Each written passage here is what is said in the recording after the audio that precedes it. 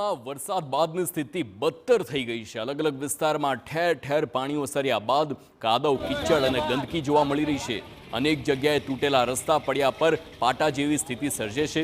લોકોની સમસ્યાને જાણવા માટે કોંગ્રેસ અગ્રણી શહનાઝ બાબી, જિલ્લા પ્રમુખ ભરત અમીપરા અને પૂર્વ ધારાસભ્ય ભીખાભાઈ સહિતના આગેવાનોએ અલગ અલગ વિસ્તારોની મુલાકાત લીધી। કોંગ્રેસે પ્રશાસન પર આકરા પ્રહાર કર્યા। શહેર કોંગ્રેસ પ્રમુખે નિવેદન આપતા કહ્યું કે શહેરની સમસ્યાઓનું અમે નિરીક્ષણ કરી રહ્યા છે અને લોકોની સમસ્યાનું નિરાકરણ લાવવા કમિશનરને રજૂઆત કરવામાં આવશે।